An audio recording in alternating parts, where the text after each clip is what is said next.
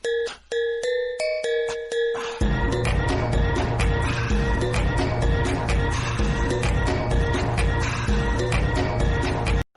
Everyone. सो आज हम geography का नया चैप्टर चालू करने वाले हैं। वो है चैप्टर नंबर 4 क्लाइमेट। इस चैप्टर में हम इंडियन क्लाइमेट सिस्टम के बारे में पढ़ेंगे। हम वो जानेंगे कि कौन कौन से फैक्टर्स हैं जो इंडियन क्लाइमेट को इफेक्ट करते हैं। तो आइए शुरू करते हैं। लास्ट के चैप्टर्स में हमने लैंड फॉर्म और ड्रेनेज सिस्टम हमारे कंट्रीज़ का है उसके बारे में जाना। ये उन 3 बेसिक एलिमेंट में से 2 इम्पॉर्टेंट एलिमेंट थे जिनसे हमारा नेचुरल इन्वायरमेंट एरिया क्रिएट होता है। आज के इस चैप्टर में हम थर्ड इम्पॉर्टेंट एलिमेंट जिससे नेचुरल इन्वायरमेंट क्रिएट होता है उसके बारे में पढ़ेंगे। ये एटमॉस्फेरिक कंडीशंस जो हमारे देश का है उसके बारे में ये बताता है। आप लोगों ने देखा होगा कि दिसंबर के महीने में आप लोग स्वेटर पहन लेते हैं और ताकि आप गर्म रह सके और कंफर्टेबली वो मंथ निकाल सके। इसके बाद मई का समय आप देखते हो कि बहुत गर्म हवाएं चलती है और जून और जुलाई में बारिश होती है। तो इन सब ऐसा क्यों होता है? ऐसा क्या कारण है कि क्यों दिसंबर के महीने में ठंड लगती है, मई के महीने में गर्मी पड़ती है और जून जुलाई में बारिश होती है? इन सारे सवालों का जवाब हमें इस चैप्टर में मिलेगा। वो है क्लाइमेट ऑफ इंडिया। अगर हम क्लाइमेट ऑफ इंडिया के बारे में जान ले, उसके बारे में स्टडी करें तो हम इन सारे सवालों के जवाब को जान पाएंगे। तो क्लाइमेट क्या होता है? क्लाइमेट रिफर करता है the sum of total weather condition and the variation over the large area for the long periods of time more than 30 year. तो 30 साल से भी ऊपर जो टोटल वेदर कंडीशन है किसी एक पर्टिकुलर एरिया का, उसके सम को उसके एनालिसिस या उस चीज़ों को हम देख करके बताते थे कि उनका क्लाइमेट कैसा होगा। ठीक है, ये 30 साल से ऊपर के पीरियड ऑफ जो एटमॉस्फेरिक कंडीशन है, इन्वायरमेंटल नेचर इन्वायरमेंट कंडीशन है, उसके आधार पे हम क्लाइमेट को डिसाइड करते हैं। वेदर जो स्टेट करता है वो भी एक एटमॉस्फेरिक जो कंडीशन है over the point of a time on a particular area. एक पर्टिकुलर एरिया में कुछ समय के लिए जो एटमॉस्फेरिक चेंज आता है उसे हम वेदर कहते हैं। ये जो एलिमेंट होता है वेदर और क्लाइमेट का लगभग सेम होता है, बस क्लाइमेट में बहुत लंबे समय तक वो कंडीशन चलती है और वेदर में कुछ पर्टिकुलर पीरियड ऑफ टाइम के लिए। इसमें जो वर्क करते हैं इम्पोर्टेंट एलिमेंट है वो है temperature, atmospheric pressure, wind, humidity और प्रेसिपिटेशंस। ओके, तो अगर हम देखें कि वेदर कंडीशन जो है वो फ्लक्चुएट होता रहता है। हर दिन का वेदर कंडीशन अलग अलग होता है। किसी दिन बदली होती है, किसी दिन धूप होती है, किसी दिन बारिश होती है, किसी दिन बहुत गर्मी पड़ती है। तो ये चेंज होता रहता है। ओके, और कुछ कॉमन पैटर्न होते हैं फ्यू वीक्स और फ्यू मंथ के लिए हो सकता है। तो वेदर जो होता है वो कुछ हफ्ते या कुछ महीनों के लिए होता है। ओके, इसके अलावा किसी दिन गर्मी होती है, ठंडी पड़ती है, हवा तेज़ चल रही होती है, हवा कम धीरे चल रही होती है, कहीं गर्मी पड़ रही होती है, बहुत सूरज तेज़ चमक रहा होता है। तो ये कंडीशन जो होती है वो वेदर कहलाती है। इसका बेसिक जो देखा जाएगा मंथ में एटमॉस्फेरिक जो कंडीशंस होती है, ठीक है, उसको हमने डिवाइड किया है सीज़न के अकॉर्डिंग। इंडिया में टोटल 3 सीज़न होते हैं, विंटर, समर और रेनी सीज़न। ओके, तो वैसे तो वर्ल्ड में क्लाइमेटिक रीजन अलग अलग है और उसके अकॉर्डिंग सीज़न बटे हुए थे। तो इंडिया में किस तरह का क्लाइमेट है और किस तरीके से इसके सीज़न होते हैं, इसके बारे में हम इस चैप्टर में पढ़ेंगे। तो इंडिया में जो क्लाइमेट कंडीशंस हैं उसे monsoon type of climate condition कहते हैं, क्योंकि मानसून से बहकर आने वाली हवाएं, जो हवाएं बह कर के आती है, जो इंडिया के एटमॉस्फेयर को इफ़ेक्ट करती हैं, वो मानसून विंड्स होती है। एशिया में जो क्लाइमेट है वो मेनली साउथ और साउथ वेस्ट से बह के आने वाली हवाओं के ऊपर है। निर्भर करता है। तो जो एशिया का तो जनरल जो पैटर्न है, जो प्रेसिटेबल रीजन क्रिएट होता है क्लाइमेट कंडीशन का, वो पूरी कंट्री में एक समान होता है। ठीक है, इसके जो इम्पोर्टेंट एलिमेंट है वो है टेम्परेचर, प्रेसिपिटेशंस। ये दो इम्पोर्टेंट एलिमेंट है जिसके कारण एशिया, साउथ एशिया का क्लाइमेट बनता है। ठीक है, और उसके अकॉर्डिंग ही सीज़न होते हैं। ओके, तो हमने देखा होगा कि समर के समय कहीं टेम्परेचर 50 डिग्री सेल्सियस तक पहुंच जाता है, जैसे कि राजस्थान के डेजर्ट में। और अगर हम जम्मू कश्मीर जाए तो वहाँ टेम्परेचर 20 डिग्री तक होता है। वैसे ही अगर हम ठंड में देखें तो जम्मू कश्मीर का टेम्परेचर जो है वो -45 तक पहुंच जाता है। लेकिन हम तिरुवनंतपुरम में जाए केरल के साइड तो वहाँ टेम्परेचर 22 डिग्री होता है। तो ये जो वेरिएशन हम लोग को देखने को मिल रहा है, इसका कारण क्या है? इसका कारण उसके कुछ प्रेसिपिटेशंस है, जैसे कि वहाँ के फॉर्म ऑफ प्रेसिपिटेशन जो है कि वहाँ पे सीज़न जो है, इंडिया में जो सीज़न है वो अनइक्वल डिस्ट्रीब्यूशन है। हम देख रहे हैं कहीं गर्मी पड़ी तो बहुत ज़्यादा गर्मी है, कहीं उतनी गर्मी नहीं पड़ती। तो इसके प्रेसिपिटेशन जो है वो है कि हिमालयन जो है वो थोड़ा ऊंचे एल्टीट्यूड में, वहाँ पे बर्फ़ से ढके हुए पहाड़ है। जब पूरे देश में बारिश होती रहती है, तो जैसे बारिश होती रहती है तो हमने देखा कि कुछ इम्पॉर्टेंट एलिमेंट्स है जो मेघालय में 400 सेंटीमीटर तक बारिश करवाते हैं, लेकिन लद्दाख में सिर्फ 10 सेंटीमीटर तक बारिश होती है। क्यों? मैंने बताया ना, वो एल्टीट्यूड है, बहुत ज़्यादा ऊंचे जगह पे, तो बादल वहाँ तक नहीं पहुँच पाते।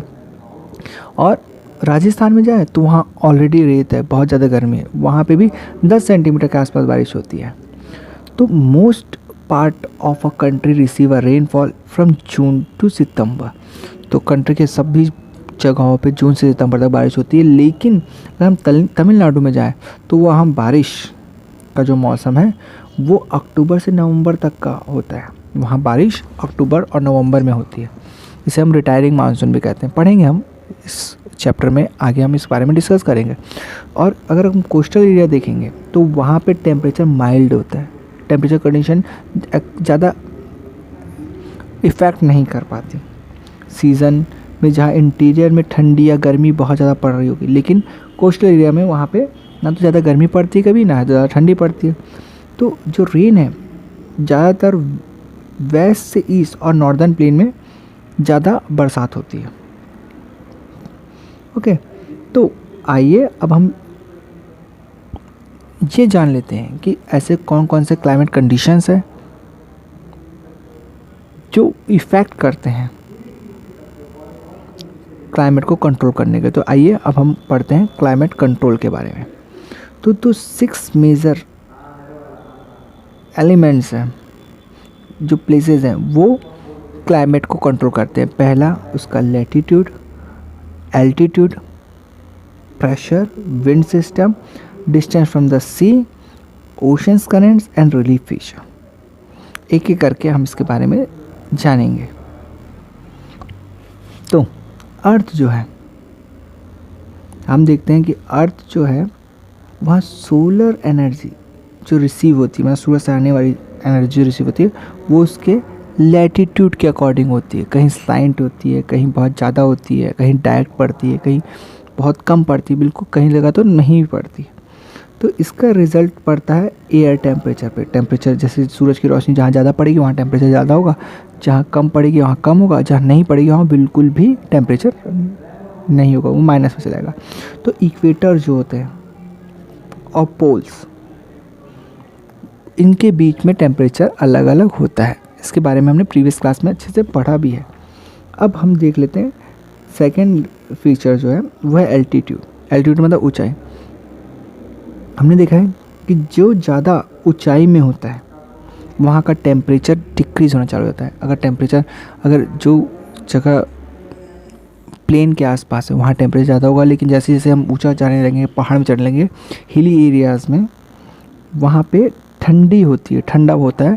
ज़्यादातर गर्मी के समय में भी वहाँ ठंडी पड़ती रहती है। थर्ड जो है प्रेशर और विंड। ये pressure of wind system depend करता है एल्टीट्यूड और लैटीट्यूड पे ही, कि अगर ऊंची जगह में है वहाँ पे विंड उतनी तेज़ी से नहीं बहेगी। उसके लैटीट्यूड भी विंड सिस्टम और प्रेशर पे डिपेंड करता है। जैसे ऊंची जगह में जाओगे तो वहाँ प्रेशर ज़्यादा होगा, नीची जगह में प्रेशर कम होगा। ओके, इसके अलावा जो टेम्परेचर्स है, जो रेनफॉल पैटर्न है, वो भी इन्हीं पे डिपेंड करता है। अगला है सी मॉडरेट क्लाइमेट। सी जो है समुद्र भी क्लाइमेट को बहुत ज़्यादा बदल देता है। जैसे डिस्टेंस फ्रॉम द सी जो है, अगर वो बहुत ज़्यादा है तो ऐसे में ऐसे लोग क्लाइमेट को बहुत ज़्यादा एक्सपीरियंस करेंगे। वहाँ ठंडी, जो समुद्र से दूर जो क्षेत्र है वहाँ पर ठंडी बहुत ज़्यादा पड़ेगी, गर्मी बहुत ज़्यादा पड़ेगी। ये जो कंडीशन है वो कंटिन्यूसली चलता रहता है। ठीक है, लास्ट जो फीचर है वो है ओशन करेंट। ओशन करेंट जो होता है वो इफ़ेक्ट करता है क्लाइमेट्स को कोस्टल एरियाज़ में। फॉर एग्जांपल कोस्टल एरिया, मैंने आपको बताया ना तो ज़्यादा गर्म होता है ना ठंडा, लेकिन हाँ अगर ओशन करंट गर्म है तो वहाँ हल्की नमी या चिपचिपाहट आ जाती है। ठीक है, और ठंडी के समय में जो बह के आने वाली कोस्टल गर्म हवा है वो उसे माइल्ड कर देती है। तो ओशन करंट एक इम्पॉर्टेंट फीचर्स है। इसके बाद रिलीफ जो है वो एक मेजर रोल प्ले करता है क्लाइमेट्स को बनाने के लिए। जैसे आप देखेंगे माउंटेन एरिया में जो होते हैं वहाँ पे ज़्यादातर ठंडा होता है, गर्म हवाएं नहीं आ पाती। ठीक है, अगर हम किसी प्लेन एरिया में जाएंगे जहाँ पे पेड़ वेड़ नहीं है, वहाँ पे गर्मी ज़्यादा होगी, ड्राई विंड्स हो गए। तो ये जो अलग अलग रिलीफ्स हैं वो क्लाइमेट को इफ़ेक्ट करते हैं। ओके,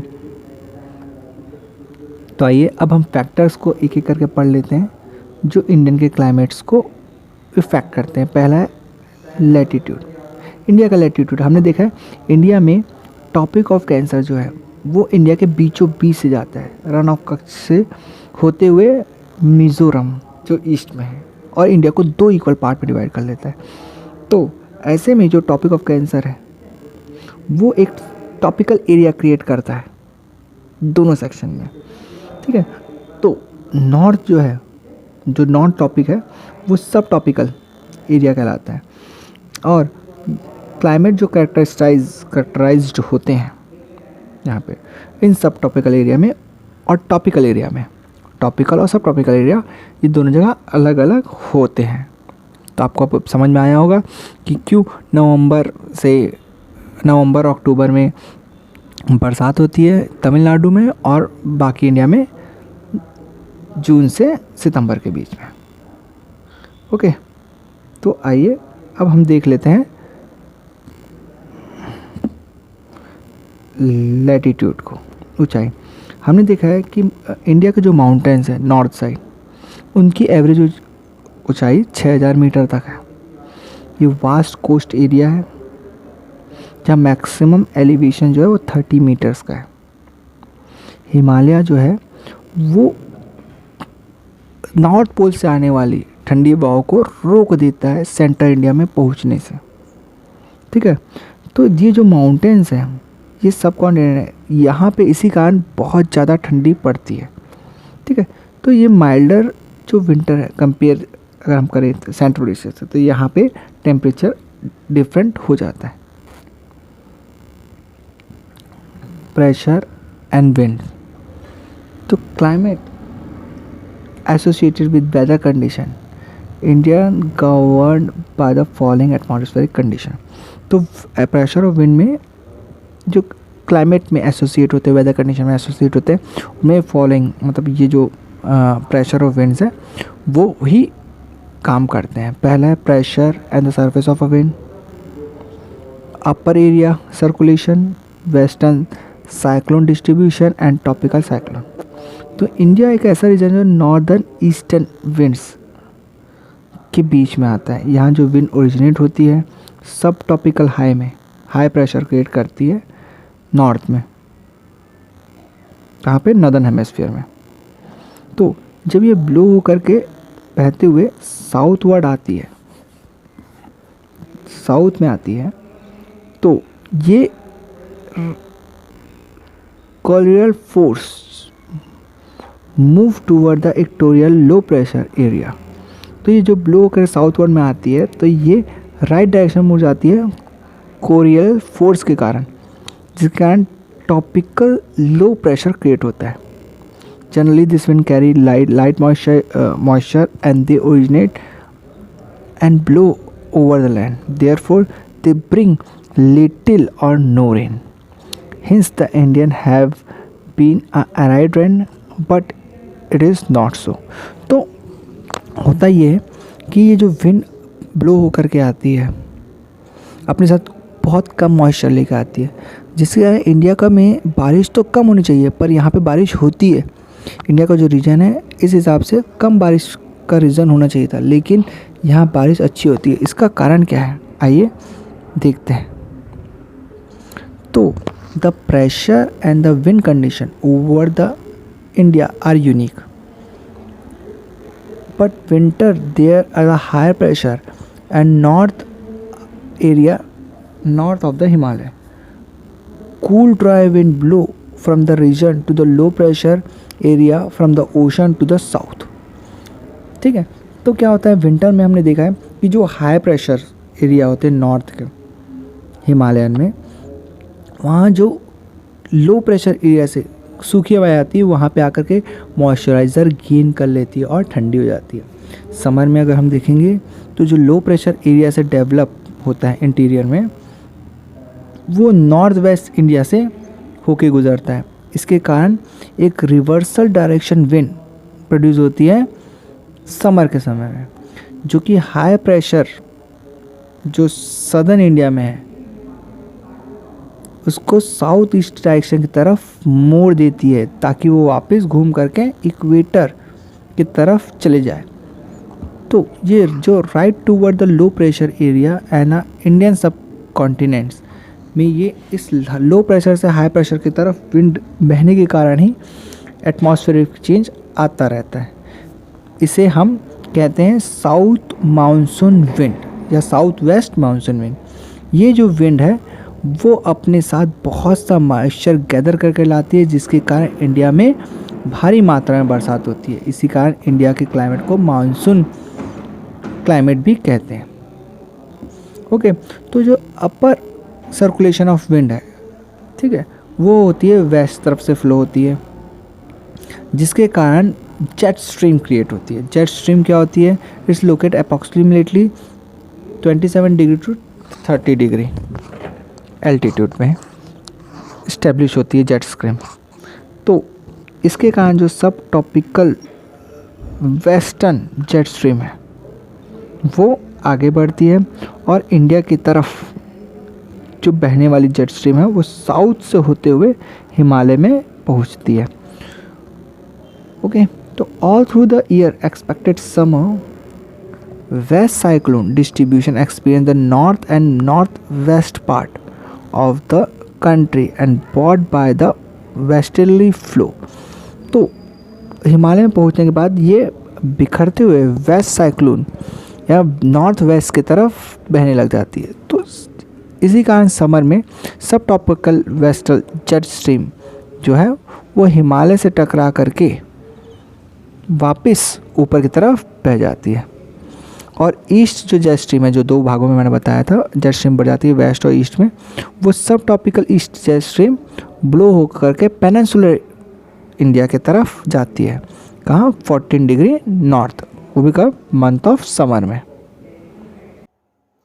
होप स्टूडेंट आपको आज का ये वीडियो समझ में आया होगा। अगर आपको ये वीडियो अच्छा लगा है तो इसे लाइक करें, कमेंट करें, और अभी तक आपने इस चैनल को सब्सक्राइब नहीं किया तो इसे सब्सक्राइब कर लीजिए, बेल आइकन को क्लिक कर लीजिए, ताकि जैसे ही मैं नया वीडियो अपलोड करूं आपको तुरंत नोटिफिकेशन मिले। Thank you.